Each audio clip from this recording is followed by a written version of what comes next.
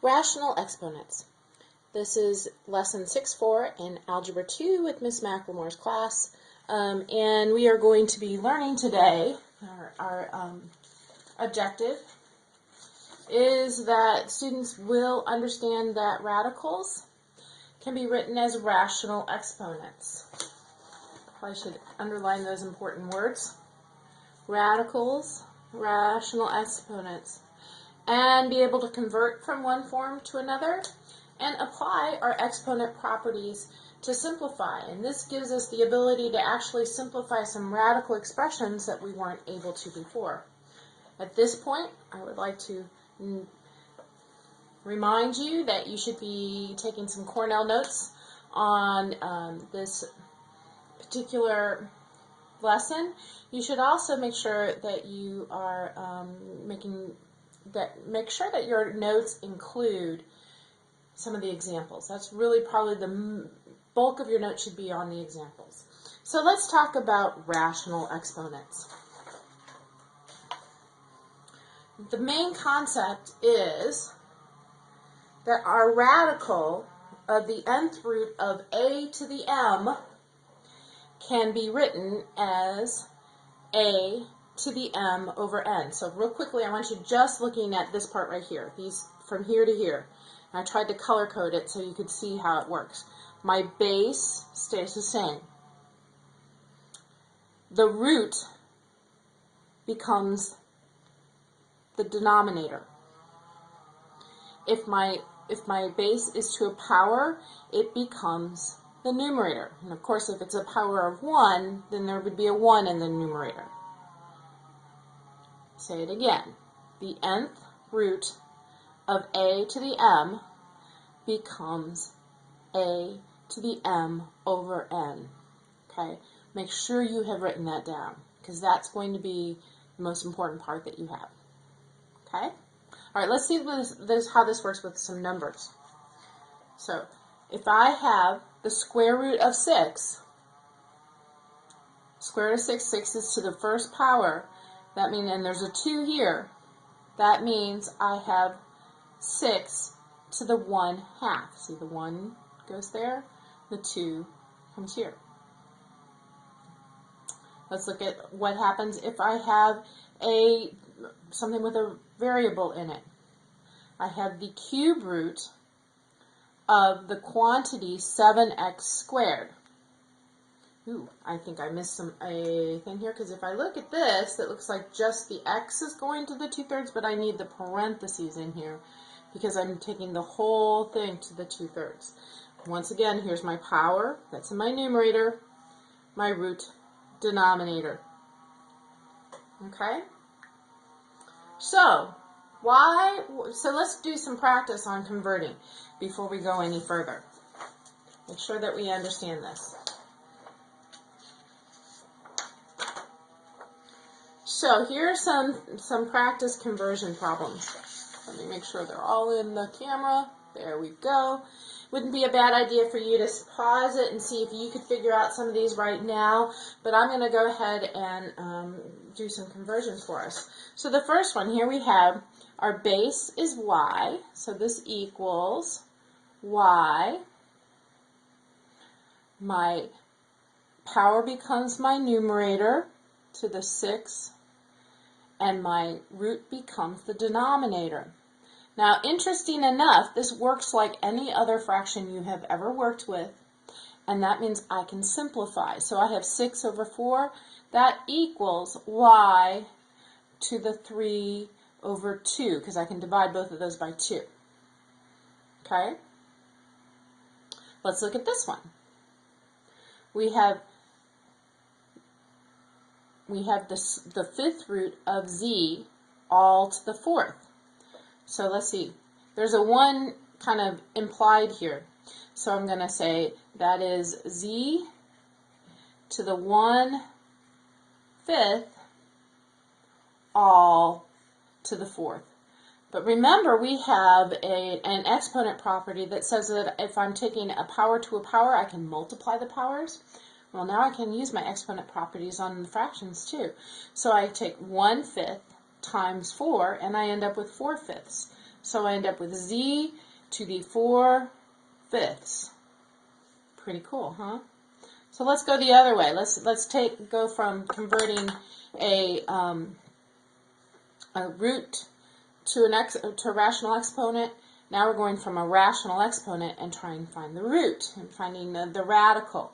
So in other words, I'm going to put w, and once again I'll put my little radical symbol in here.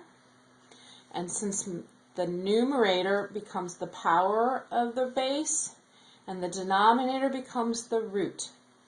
So now I went from w to the 2/3 equals the cube root of w squared.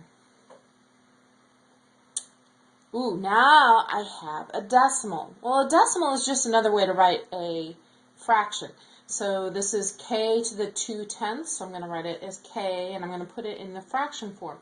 Now remember what I said, it's in a fraction form, and just like any other fraction, if you can simplify it, you can simplify it. So I'm going to change that to k to the 1/5, because 2/10 simplified is 1/5. Hopefully you can tell that that is a 5. Okay, and then, so when I make it into the root, I have k under my radical, and k to the 1, I don't need to put the 1 there, but I need to put the 5 here for the 5th root, because that's in the denominator. The 1 kind of is implied right there. Okay? Last one. Ew. This one is a little bit tricky, because remember when we have a negative exponent, that means that I'm going to put 1 over that. So that our exponent properties stay the same. So here we go. First thing I'm going to do is it's going to be 1 over y to the 5/8. Okay. There we have that. Now I'm going to make that my radical. So I have 1 over the radical with the y underneath. My 8 is my root, and the 5 is the power. But there's a problem here, because remember, for it to be simplified, I need to not have a radical in the denominator. So I have to rationalize my denominator. And I have 8 here, and 5. I have 5 out of the 8 that I need to do that. So I'm going to rewrite this down here. 1 over the 8th root of y to the 5th. Okay, so to rationalize this, I need 8 y's, and I have 5. So I'm going to multiply my denominator and my numerator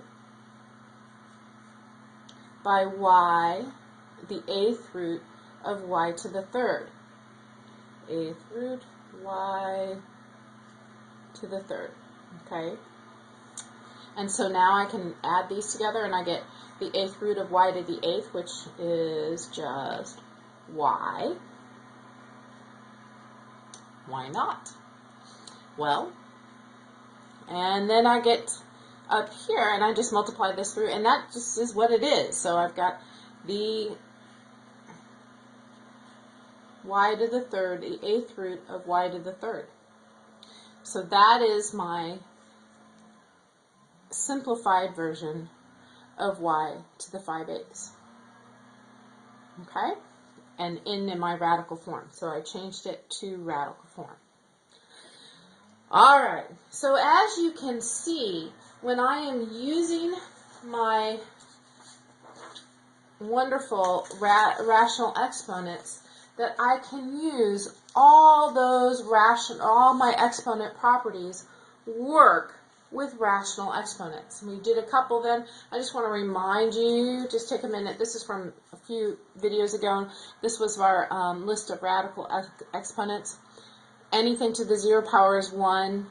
When I have a negative exponent, I can just put 1 over that. It just changes it to the denominator. If I am multiplying powers, I add the exponents. If I'm dividing powers, I subtract the exponents. If I have power on the outside of parentheses, it kind of distributes to everything inside the parentheses. Oops.